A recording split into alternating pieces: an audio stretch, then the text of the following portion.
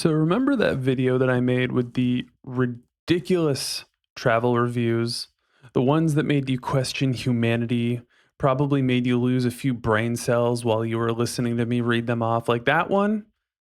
Well, I found some more, and these are going to blow your mind. And if you think that you lost brain cells in the last one, buckle up. We went on a canoe trip, but were very disappointed that no one told us there would not be a bathroom on board. It was very inconvenient. Where the do you expect them to put a toilet on a canoe? Am I missing something? Don't get me wrong. Having a toilet on a canoe sounds like a great thing. Maybe you could just ride on it and then you would be great for the entire trip. But somehow I have a feeling that putting a porcelain throne on a canoe would probably just cause it to topple over. There was no sign telling you that you shouldn't get on the hot air balloon ride if you're afraid of heights. That's because your common sense would tell you not to get on a hot air balloon ride if you're afraid of heights. My trip was ruined when I got sunburned and got sick because of it. They should warn you that the sun is brighter in Mexico than it is in the United States. I would have used sunscreen.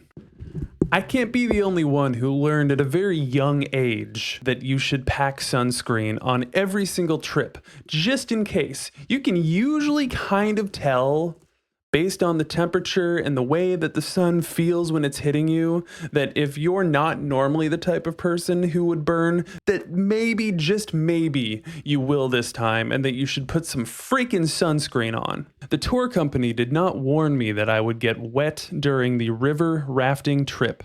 It ruined my $300 leather handbag. Wouldn't common sense tell you that if you get near water and you're riding in a device that allows you to travel in water, that there's a chance you might get wet? This is not a freaking cruise ship. You said the town was next to a volcano, but we went there and there was no lava. I'm pretty sure it was just a mountain. I'm pretty sure if there was lava, everybody would be running for their freaking life. Someone please correct me if I'm wrong, but if there is a volcanic eruption that causes major emergency situations anywhere near that volcano, am I right? Please tell me that I'm right about this. On our trip to New York, the streets were dirty and we saw people asking for money. It was depressing. There should be a warning to travelers. There should be a warning to travelers that there are homeless people that exist in multiple places around the United States, let alone the world. Have you never seen a homeless person before? Do you not know that they exist in various places around the world and that you are probably going to bump into one everywhere that you go? It is a sad reality. But a warning? How exactly do you expect to be warned about something like that? Was this a travel agency that you went through, or did you just drive to New York? Like, I'm so confused. The beach had too many fat people. It was gross. This one's honestly really sad. And honestly, I would love to know what the person who wrote this review looked like, because I just have a strange feeling that they weren't much to look at either. The water in the Gulf of Mexico was too salty.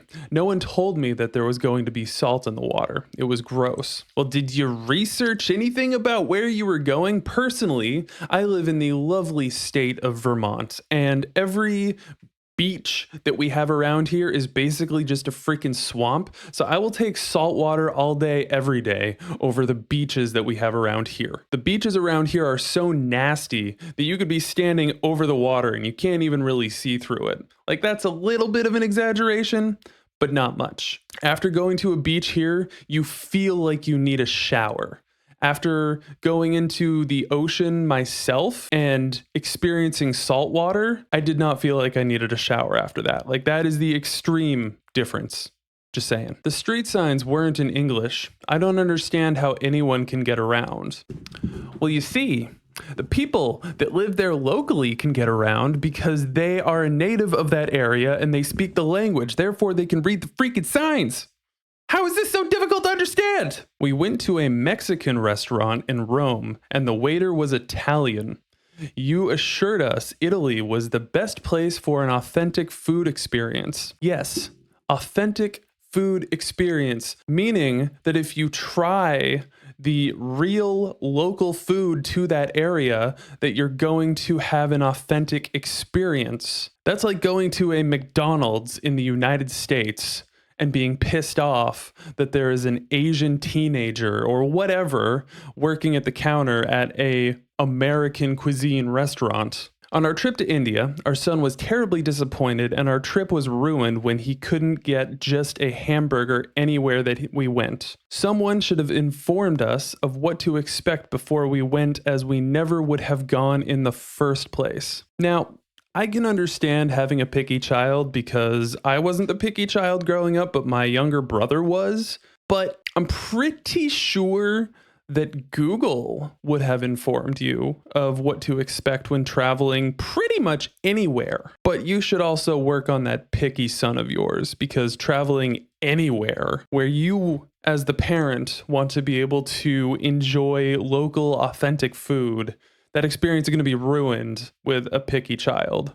Not every restaurant in the world is going to cater to picky children like a lot of the restaurants do in the United States, where chicken tenders and hamburgers and little mini pizzas are on the menu of everywhere that you go. We had to cut our trip short to Yellowstone because we were informed that they don't cage the animals at night for our protection.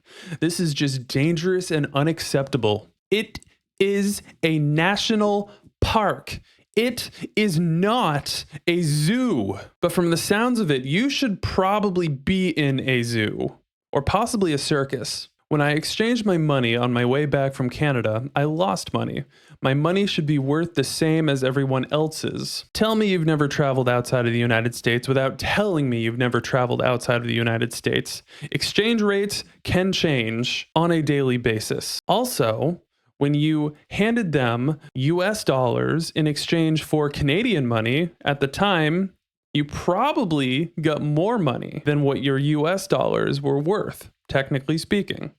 I don't know what the exchange rate was, but from the sounds of it, at the time, the exchange rate was higher for Canadian dollars than it was for US dollars. So naturally, when you come back, you're going to lose some money on that deal. Well, I did warn you.